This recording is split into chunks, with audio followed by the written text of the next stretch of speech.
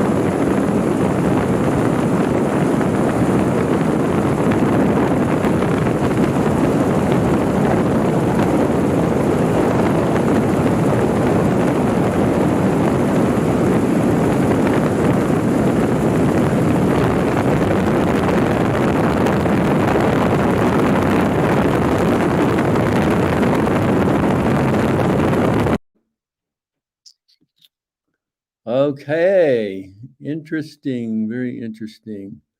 Let me get to the chat here.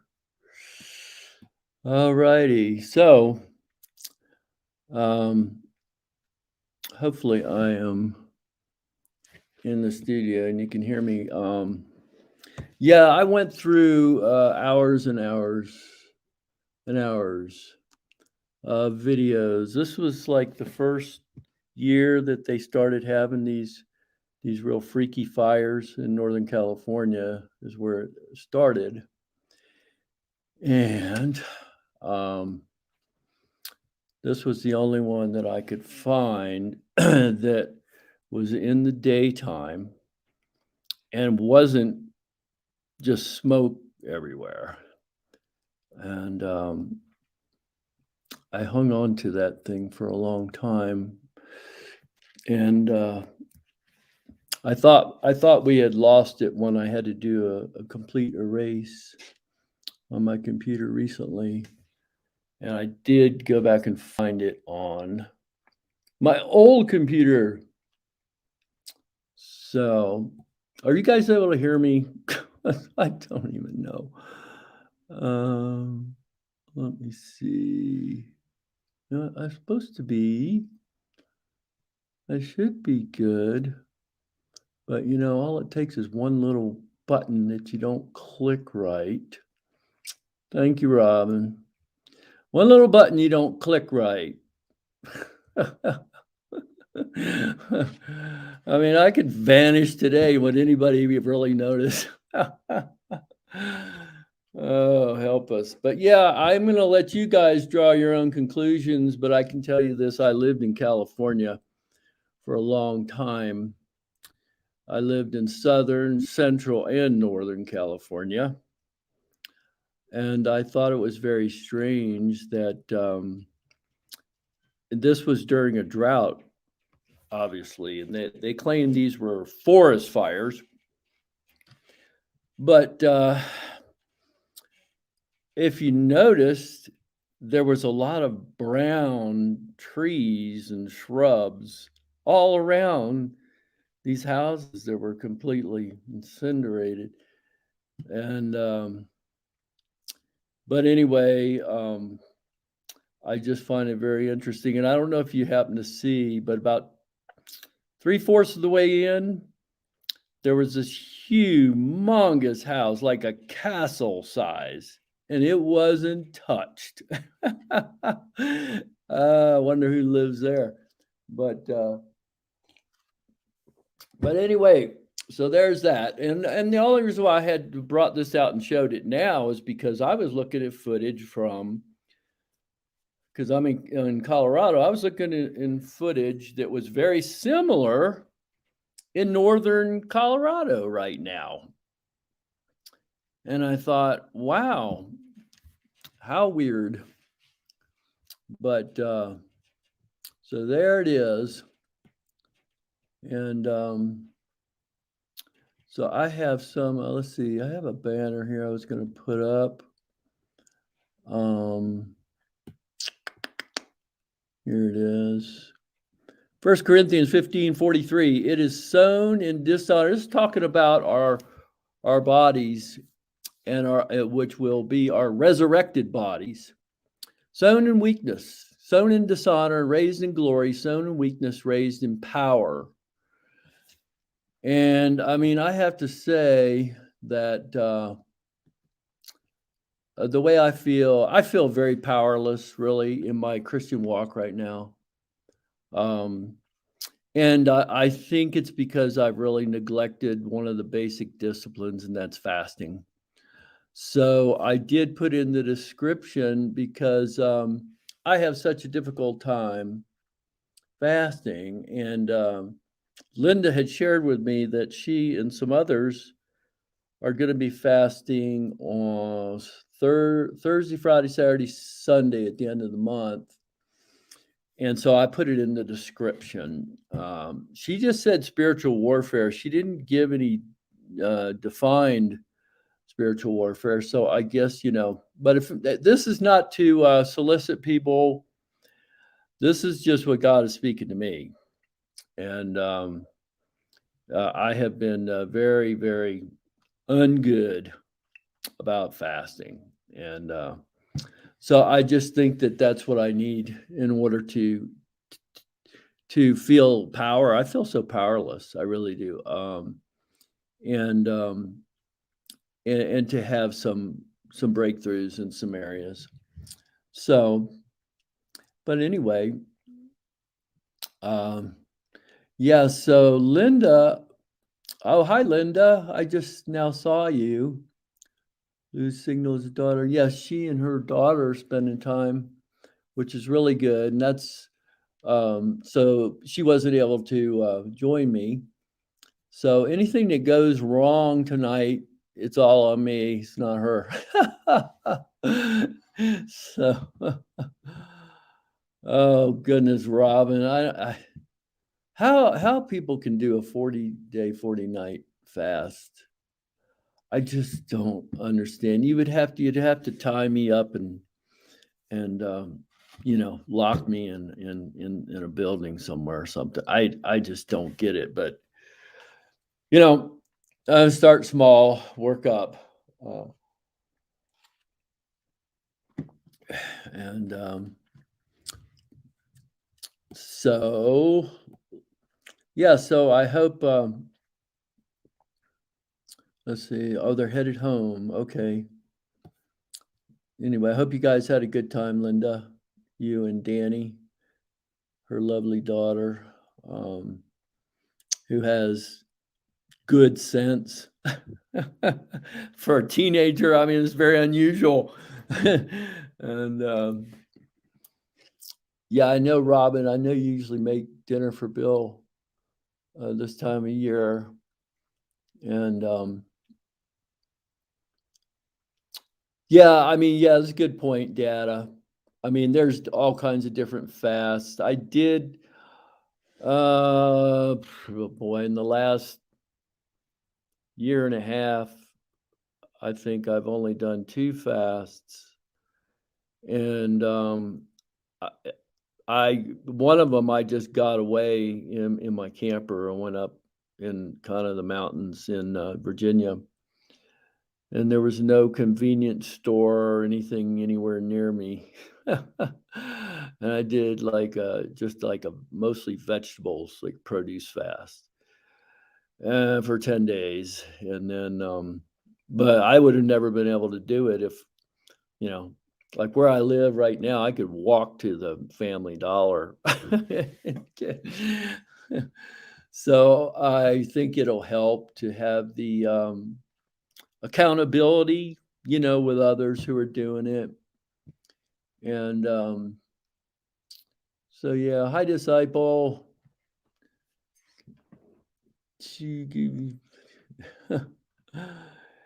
Yeah, Robin, she does a total juice fast. Goodness gracious. Once you get through the first week, all cravings and desire to eat fades. I don't know if that's possible. I guess it is. I guess it is. But I mean, my goal is not to do some really long extended fast. I know Robin does an extended fast, and partially she's doing that for health reasons, as well as spiritual. But I just want to get the discipline of doing it on a regular basis. Whether it's short, long, a week, a day, whatever. And Lord knows I need it. I mean, it's just totally in my face at this point, So it's like I cannot avoid it any longer. So yeah, accountability I think is a good thing, because if other people are fasting at the same time, then you're going to feel guilty if you go get something to eat. So anyway, I think it can help. Some people can just do it, like Linda fasts. She's fasted all the time. I'm not sure, when she eats, and but she has the discipline, and she has done it over the years, and so it's very easy for her. And it's just like getting in shape, when you're trying to get in shape physically and you're huffing and puffing, you're like, oh, is this worth it? But once you get in shape, it's easy. The exercise is so much easier. So anyway, Ramona says she likes to fast.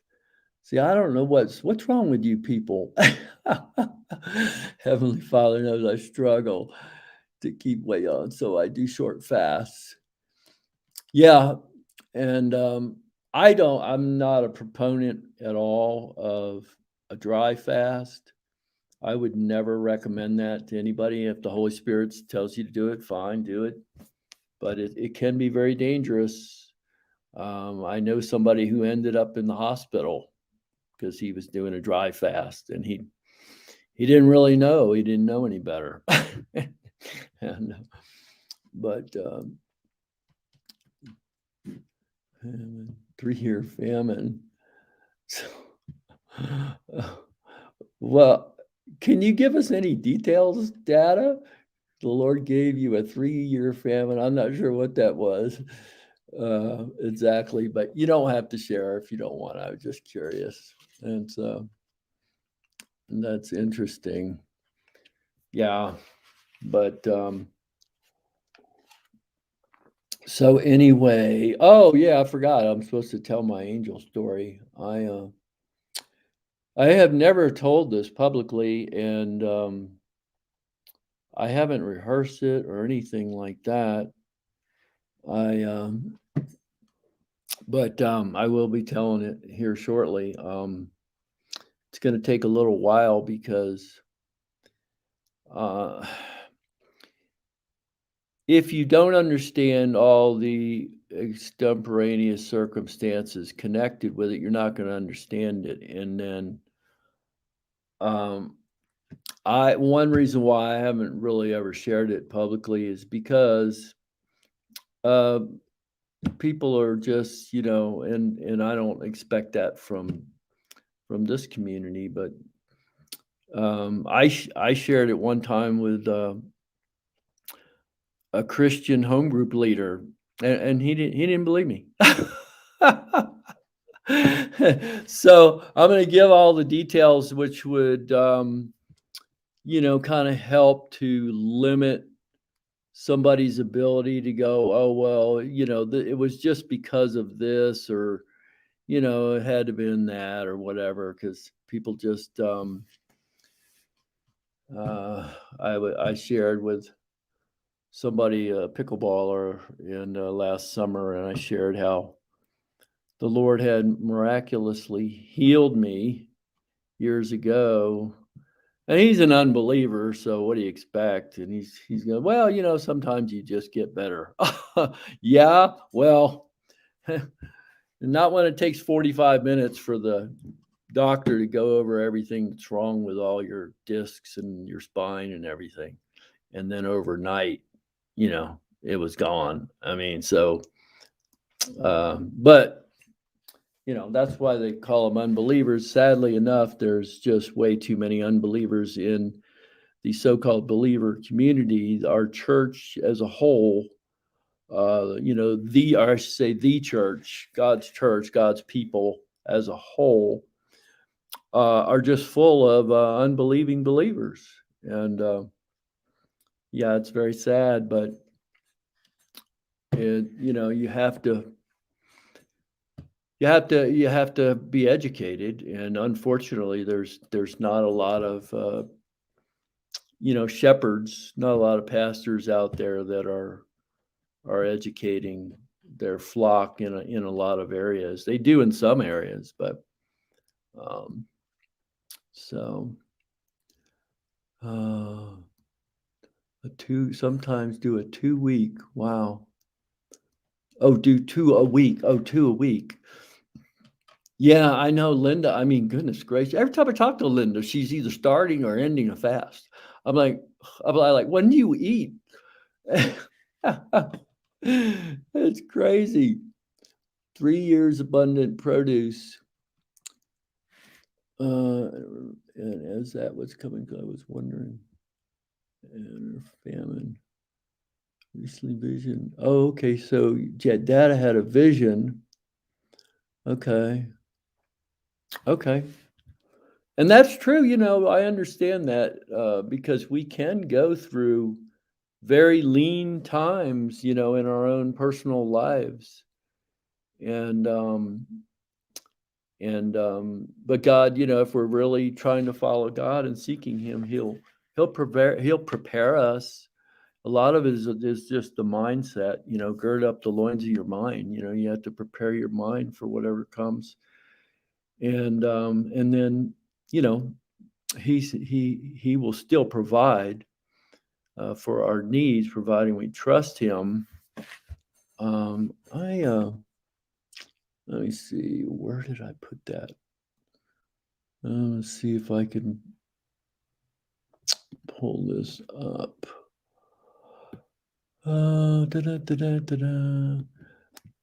Yeah, I think last time I said that. Whoops, that's not what I want. Last time I said the Lord, He gave me some pretty hard words about trusting, and I couldn't find them, but I found it, and I just need to find it again. So, where did he go? I thought I put it at the very end of my channel notes, but apparently I didn't. But I think I just have it in notes.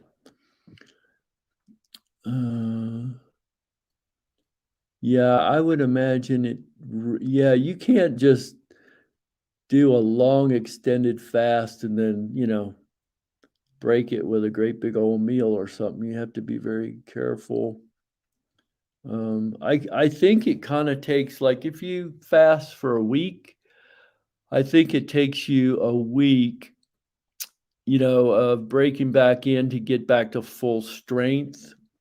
I've kind of seen that with other people mainly. Where is that? Let me see.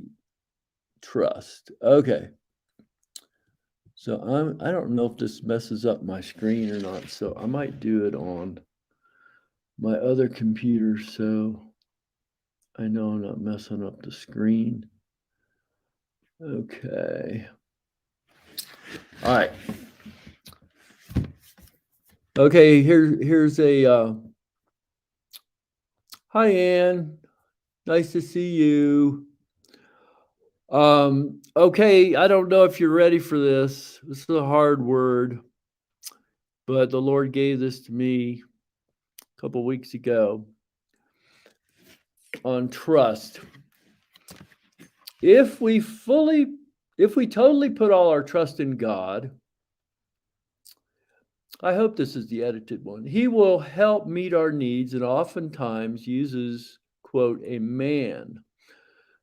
But as long as we divide our trust between God and man, we run the risk of being tested to see who we are really trusting in. How can we tell if we are not completely trusting in God? What is our mindset? Is our mindset that people should notice our need and help us? While that is true, it also means we are not fully trusting Him. How do we know that we are completely trusting in God?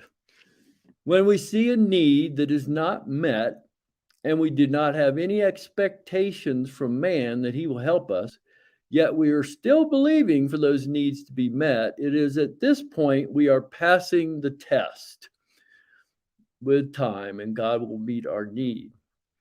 Any resentment concerning some who, according to Scripture, should be helping us, but for whatever reason they are not, then we find ourselves on the failing side of the test. Lord, have mercy and grace on all of us. So anyway, that was, it's not, it's easier said than done. I mean, the Lord spoke to me because obviously I need to work on this. So that was just what He gave to me. I'm not giving that this is not for anybody else necessarily, but I just shared it, threw it out there. If it helps, fine. So,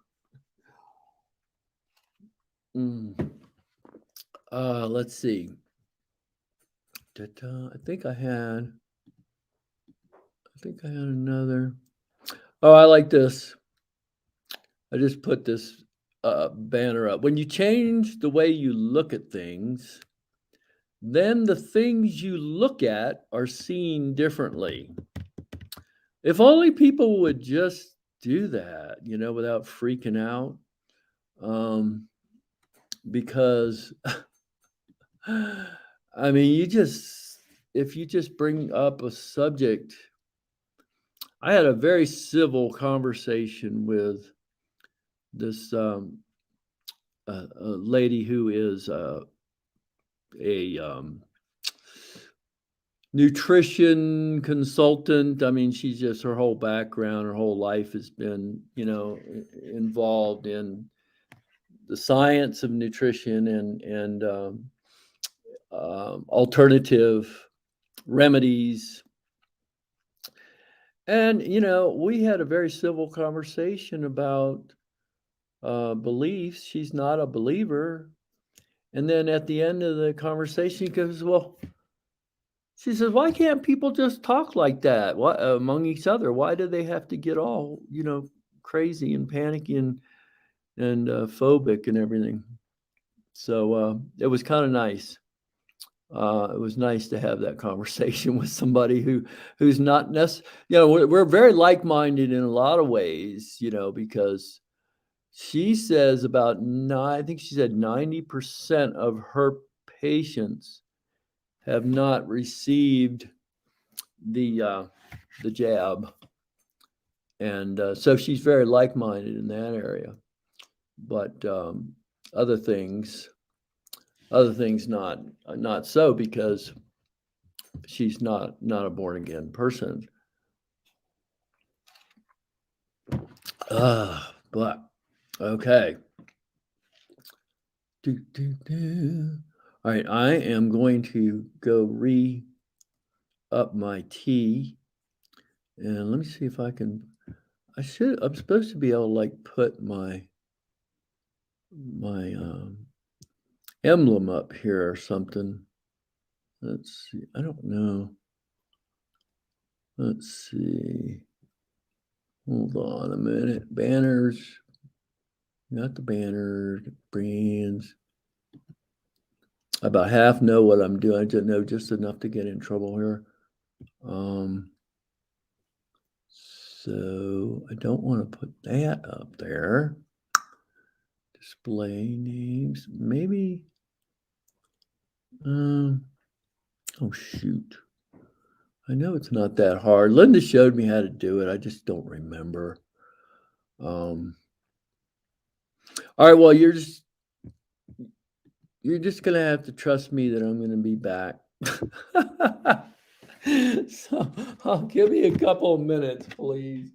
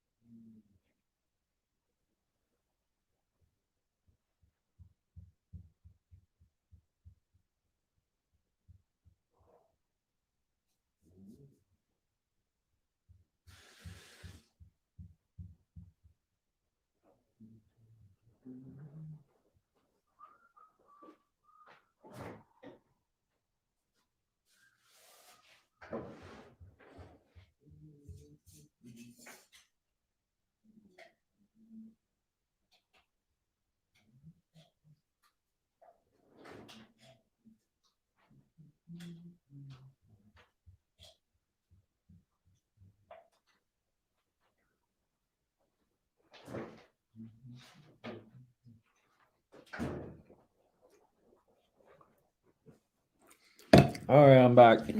Oh boy. Anybody still here?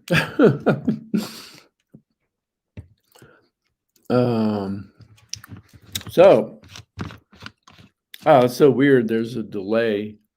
And when I look over at my other computer, it shows that I just sat down. Weird.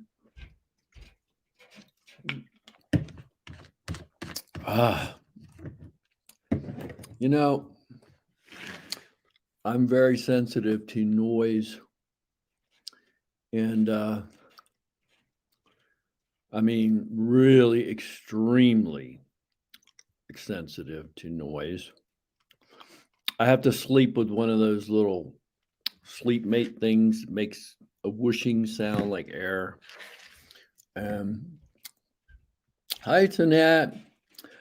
Oh, you didn't miss much. We did the helicopter video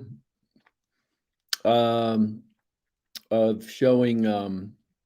This is from 2018, I think it was, when the fires first started in California, and a very suspicious looking video from this helicopter in the daytime that, and I kind of let people form their own opinion. I could, if we get a few more people that haven't seen it, I could just put it on for like 30 seconds or something. But it was I think it was like 7 minutes long. Anyway, what was I saying? I don't even know what I was saying, but oh, okay. So I'm very sensitive to noise. And that's how I learn, is through listening. I'm not a big reader. I do read books, but not many. No, I haven't told my angel encounter, and I'm gonna tell that. In just a few minutes. I'm just rambling now.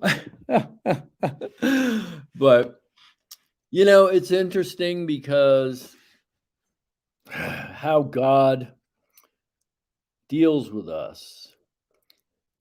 Because I am so sensitive to noise, and the young man that lives above me, he's a pretty good sized guy. I don't know, I guess he's maybe around 30 or something, maybe a little less. He's a deaf mute.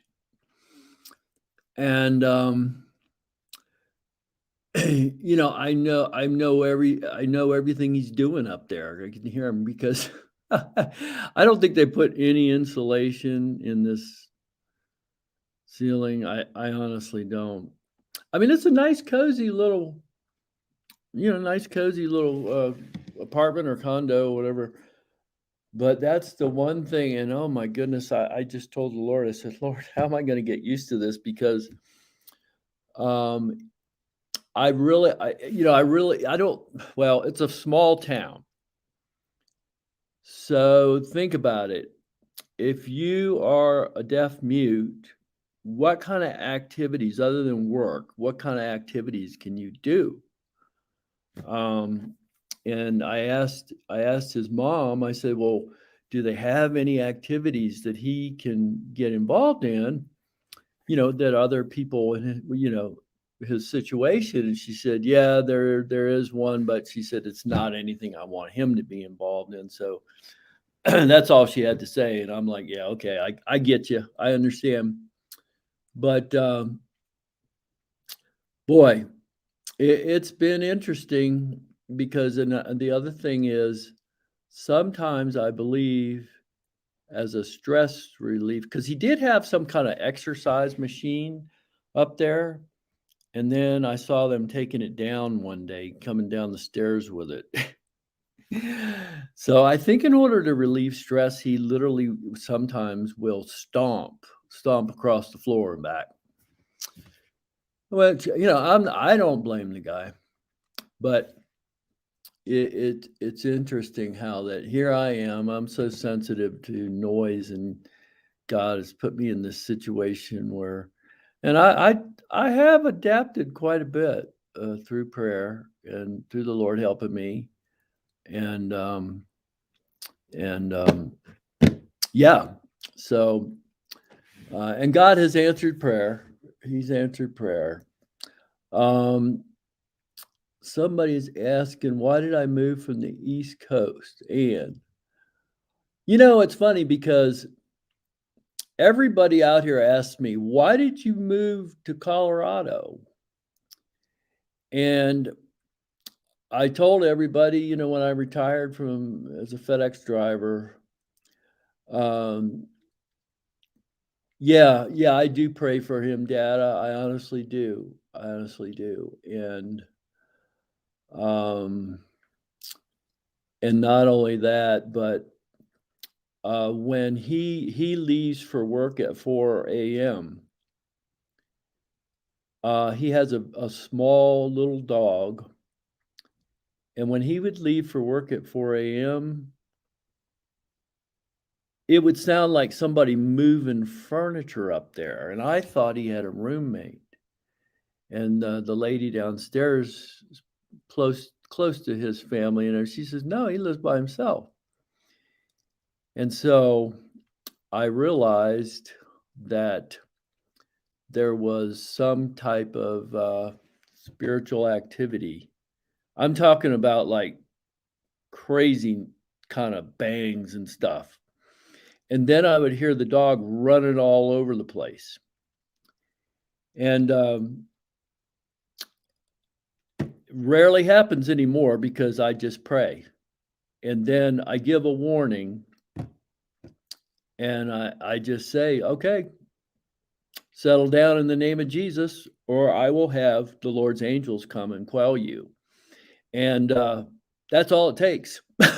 The noise stops, the dog stops running around, because I think I don't know. I guess they're tormenting the poor dog. I don't know, but it's amazing. It's amazing how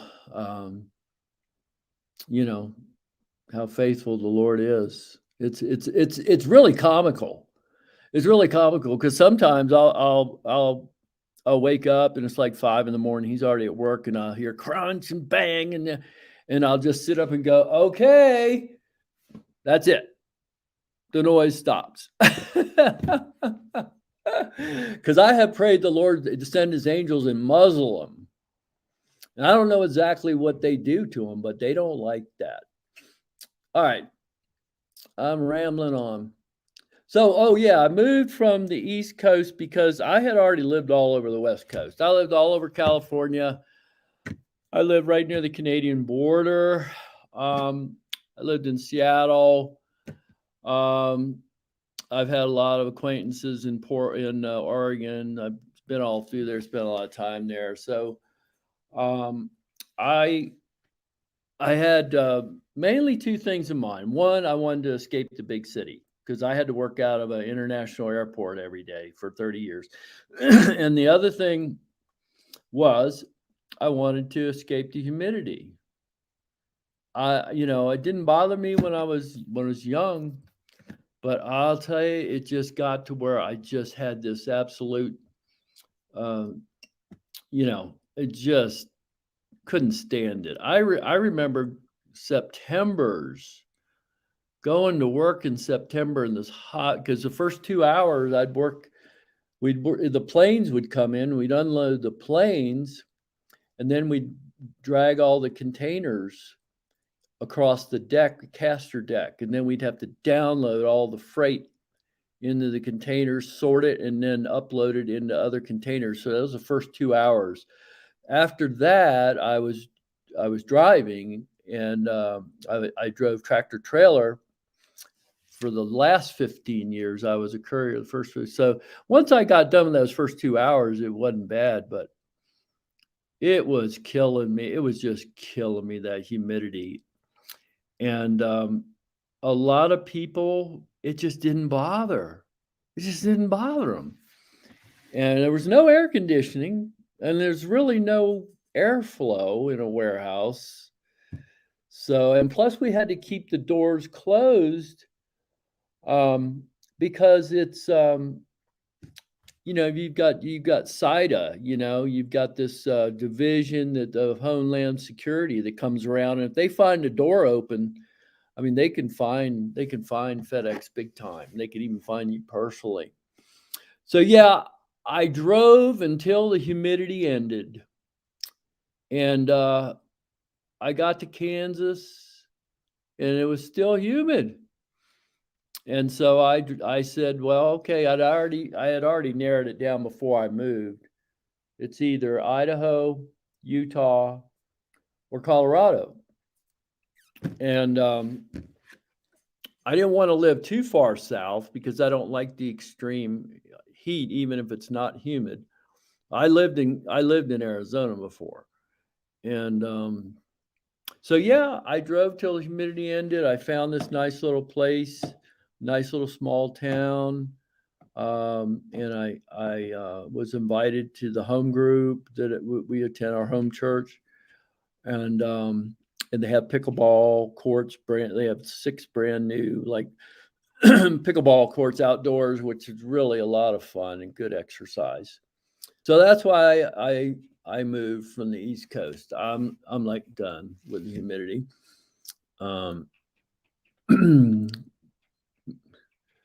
Yeah, I mean, it's I have never been to Hawaii. I've never been to Alaska. I've been to every other state except for Louisiana, Alabama, and I don't think I've ever been through Idaho either.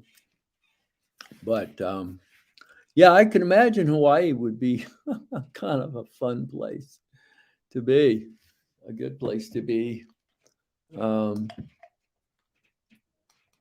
Yeah, I mean, every place back east gets humid in the summertime. It just, pardon me, guys, I'm taking a bite of something. Every place. It doesn't matter. Minnesota, I mean, Minnesota is, brutal in the wintertime, the whole Great Lakes area, all those states. I was in Michigan one time in September, and it was sleeting. And where I'm from, everybody was at the beach. But then, and it makes it colder too, because the cold air chills you to the bone. Whereas, I mean, if it's 20 degrees here, I mean, you only need a sweatshirt and a light jacket. If it's 20 degrees back at the airport, back east, you have like 5 layers on, and you're still chilled to the bone.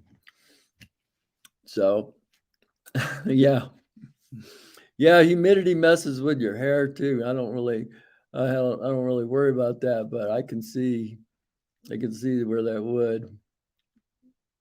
Oh gosh. All right. Well, let me go ahead and tell this story, because it's not real short. And so if you have to leave or whatever, it's going to be here. You can come back and listen to it anytime.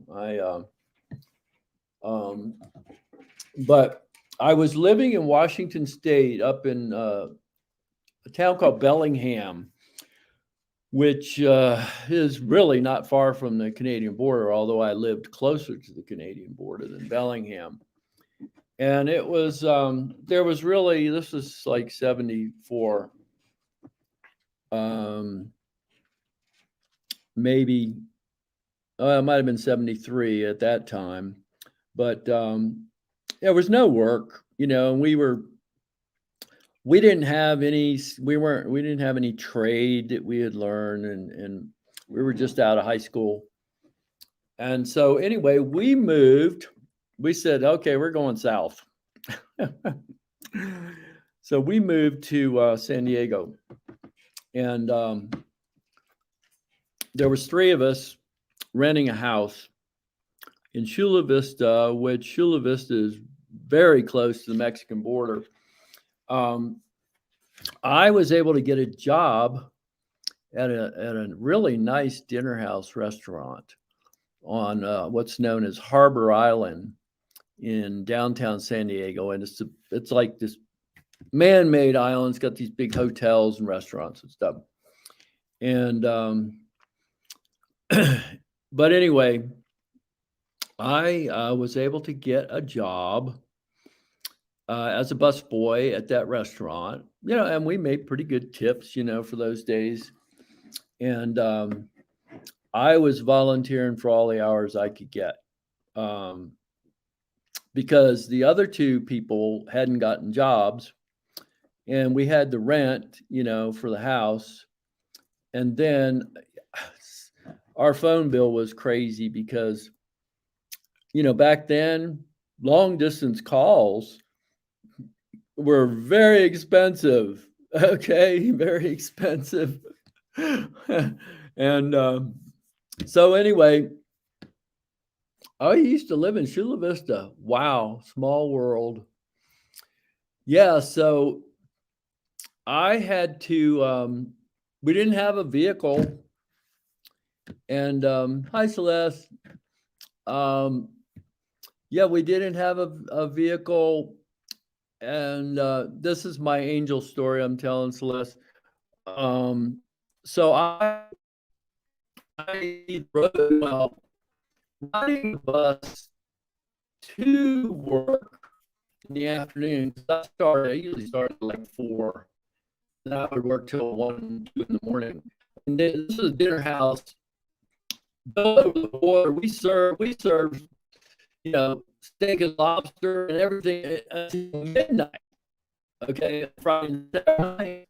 Plus, they had a bar, a band. It was very late, and all the other bus boys wanted to get off, and I said, "Oh, I'll close." So I was always closing. 1:00 in the morning, and I think I rode the bus one time going home, and you had to catch a special bus from Harbor Island to downtown. And it was just a little bus that would only hold like 10 people. And that was nice because it just went to Harbor Island and no place else. But then from there, you had to catch the big bus, which was just absolutely ridiculous. I think I only did it once. And it went through a military base. And I was like, this is ridiculous. I'm not doing this. So I made a sign. And on one side, I had Harbor Island. And on the other side, I had Chula Vista. And it was a fluorescent sign. And I would hitchhike both ways. I did do the bus sometimes going to work, but I preferred to hitchhike because I just hated the bus, the whole thing. You had to transfer, and it was a mess. And so, but now the extenuating circumstances. Oh, sound is breaking up. Uh-oh. Let me see if there's anything else. I don't have anything open except notes. I know it just breaks up sometimes. And then hopefully it comes back. So I'm okay now. Thank you, Ramona.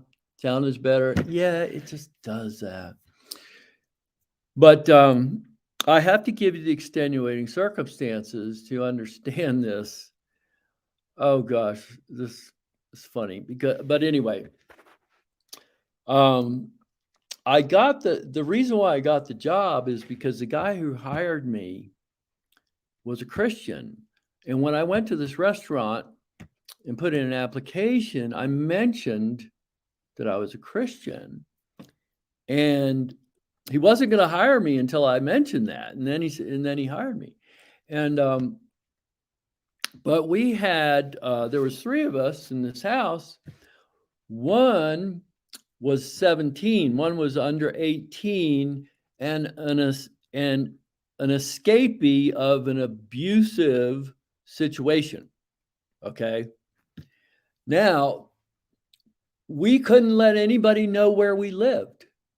We couldn't let anybody know our phone number or our address, nothing, because this person was literally hiding from an abusive situation. And the law being what it is, if you're under 18, they just come yank you back. And so we had this agreement between the three of us. We don't tell anybody where we live. We can tell them what city we live in. No phone number, no address. And so day after day, I would do my little hitchhiking thing. And what I did at night was I got a ride with the bartender or cocktail waitress that was getting off like real late, like 1 o'clock in the morning on weeknights and 2 o'clock in the morning on Friday and Saturday nights. And I would get a ride with them up to this interstate where you would catch Interstate 5, which is like the main, interstate, runs all up and down the West Coast. And Interstate 5, you could go south, you could go north. There was actually, I don't really remember exactly, but there was actually another direction that you could take, because what it was, San Diego is just concrete everywhere. And this was like it was a very strange on-ramp because there was nothing around. I mean, there was nothing. Okay. There were some warehouses, and I don't know if there was even any apartment complexes, but it was just concrete everywhere and nothing around. And so they would drive me to that point, but they weren't going the way I was going, because it was, if I had a car, it would probably take me 35 minutes to drive from where I worked to my house. And so hitchhiking, obviously, it took a lot longer. So they would drop me off at that point, and I had my little sign, Chula Vista, and I had a little knapsack, which I had my Bible in. I had a couple things in there. I don't even remember what it was. So that's where I would hitchhike. And nobody, the only people that pick you up when you're hitchhiking at 1 o'clock in the morning, and the only people that would pick you up, I'd get a lot of military guys, thankfully, military guys, sometimes people with pickup truck, ride in the back. It was not easy. It was not easy at all. And so anyway, this one particular, now bear in mind, nobody knew where I lived, and nobody knew our phone number. No, nobody knew the other two people that I was living with either. They had never met them or anything. And so one night, and I don't remember if it was a weeknight or whatever, but I couldn't get a ride. And it was like, oh my goodness. And then, every half hour, all the traffic that was funneled into this big, on-ramp area of interstates would get less and less, and so like you had less and less people coming there, less and less chance of getting a ride. Well, I had been doing that. I had been hitchhiking like that for at least 6 months. And I had never seen another soul, okay? Never seen another pedestrian anywhere around, ever. in 6 months. And all of a sudden, now it's like 3:30 in the morning, and I still haven't gotten a ride. And I look and I see this guy walking up the concrete. It's the only way I can describe it. And I'm like, what? You know, another person walking out here. There was no place to walk to. It was just all interstate entrances. There was in concrete. There was no sidewalks, nothing. No place to go, you know, that you could be going, that you would pass through that way. And so right away, when I saw this guy coming, I was like, oh Lord, I'm praying. I'm really praying. And I just had that, you know, alarm bell go off in your spirit. And oops, let me see here. So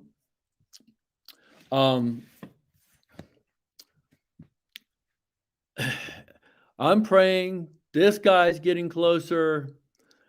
It's very, very late. There's hardly anybody, hardly any cars coming at all. 3:30 in the morning, you know.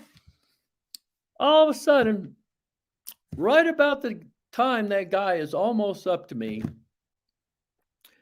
this car, very nice car. I don't even know what kind it was. I was never really one of those car buffs. But a very nice car. Okay, really nice car. It was like a Volvo, BMW, something like that. Very nice. Well, nobody ever picked me up in a car like that. And he pulls right up next to me, has his window down. And see, then once you get a car, then you have to say, are you going north or are you going south? You know? And so I said, are you? And he says, no, just get in. He says, I'm going to take you home. Don't worry about it. And I'm like, okay. And so I got in and we started driving. Now, bear in mind, it's like at least a half-hour drive. And it's, you know, another, I don't know, 5-8 minutes from there to get to Harbor Island. And we start driving, and this guy is asking me, "Are you comfortable? Is the heat? Is it too hot? You know?" And I'm like, "No, it's fine." You know, and you know, and he goes, and I looked at him, and I'm like, because I you know I'd never seen this guy before, and I said, "Well, I'm going to," and he says, "Oh, it's okay. He's just be at peace." Be at peace. I'm going to take you home. So now I just am sensing peace. I'm sensing real peace inside of me. And this guy just starts heading, and it wasn't like you get off the exit and then my house was 2 blocks. No, we had to drive 25 minutes, and we had to take an exit, and you had to drive, you know, a few miles, and then you had to make turns and everything to get to where I live. Well, so I'm convinced that this is a godsend, of course, by this time. But I'm like wondering, because I'm like, well, okay, no, I says, I even had one of the managers, was so funny. He said, well, we really would like to have your phone number to call you, you know, like if somebody calls in and we can get you to. And I said, yeah, because we, unfortunately, I said, there's a situation we really can't give out our phone number. And so, what is his name? Bill. Trying to think of his last name.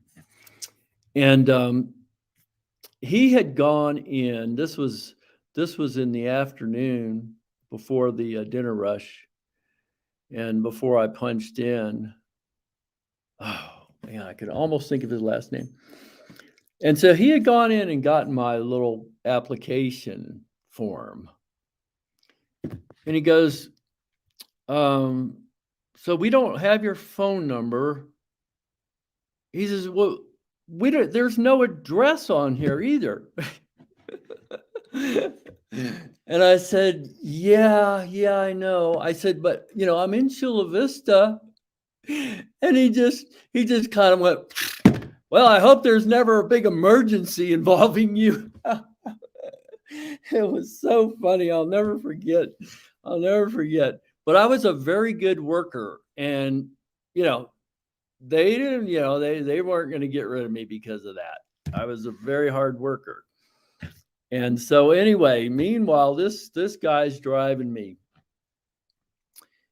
And he goes, well, how's your family?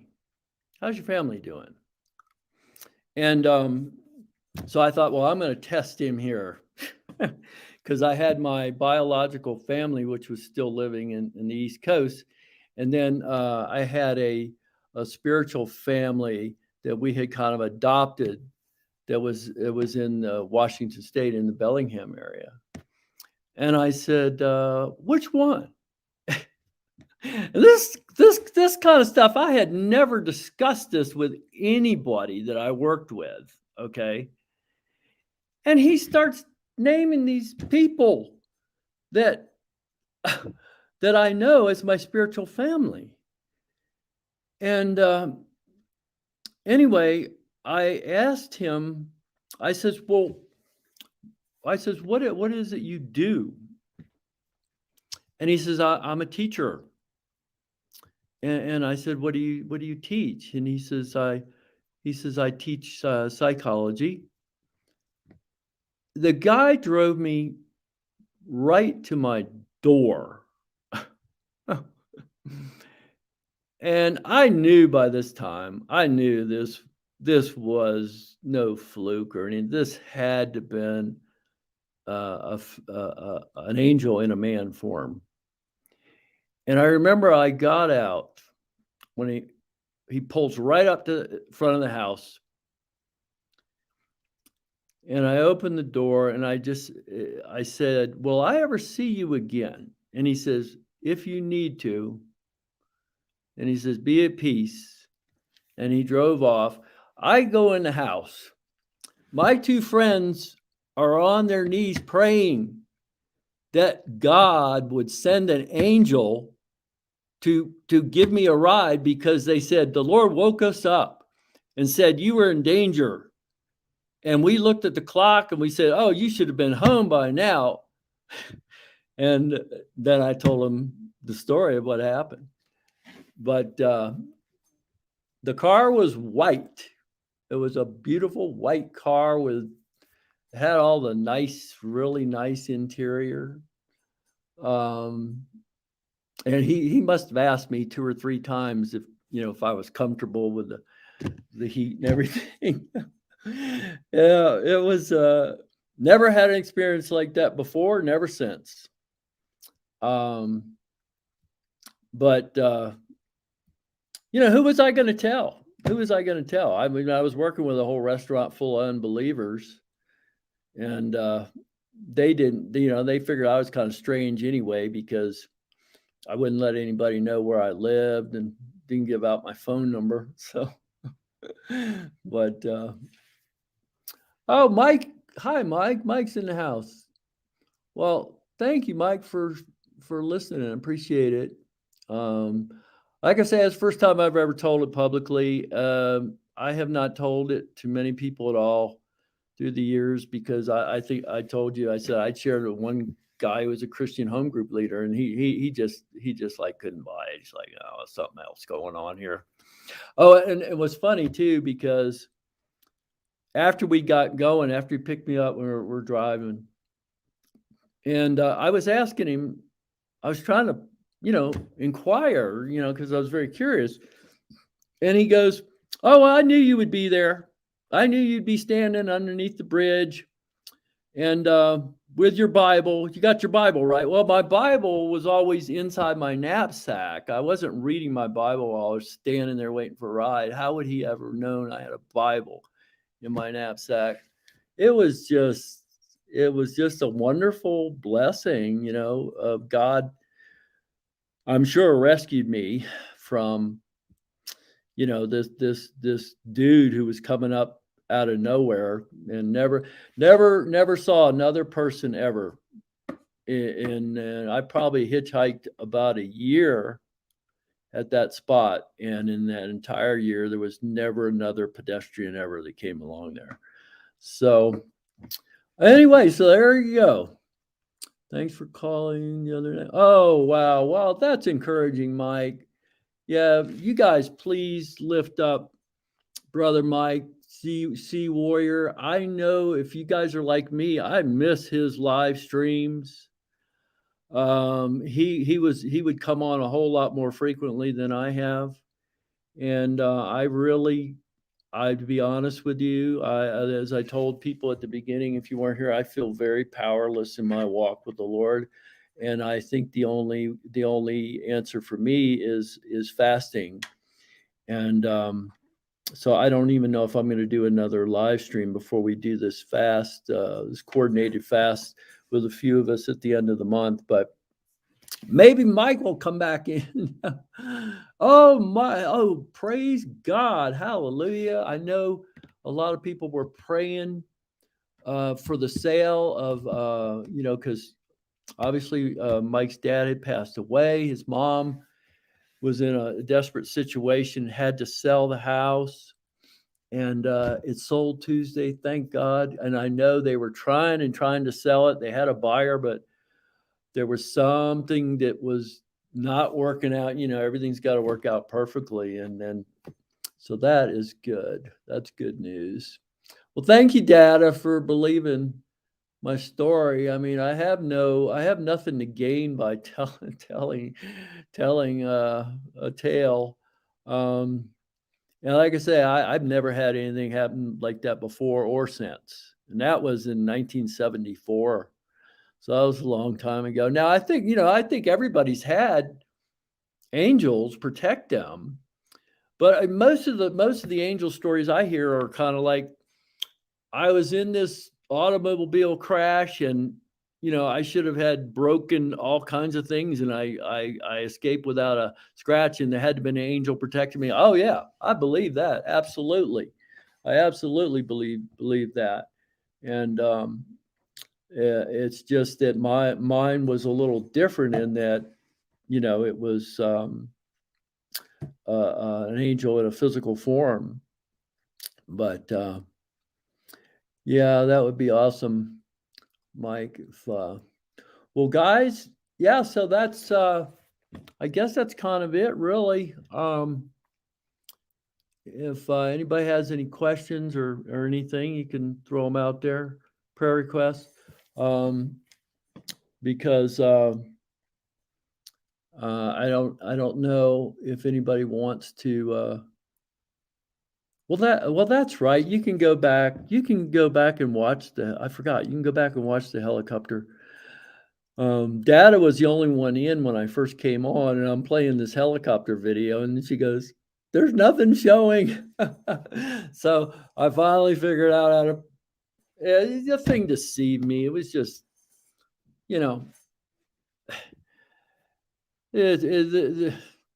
it's a necessary evil, right? Electronic devices. But I pushed go live, and it's showing that I'm live.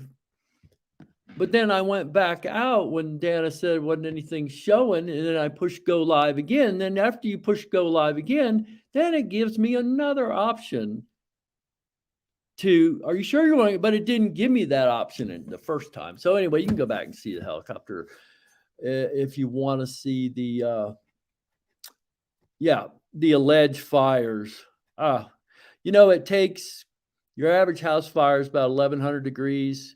Takes about 4,000 degrees to turn stone and marble and just turn it to white ash. what's wrong with that picture? And then my friend who used to fight forest fires, when I first showed him this video years ago, and he looked at it and he said, well, the first thing I can tell you is something that's wrong with it is all of these house remains should be black, not white. So anyway, there you go. I don't want to say too much. I'll get in trouble with, the powers that be. But that's my you look when you look and you see a house, and then you see ridden shrubs all around it that aren't even burnt. Okay. Oh man.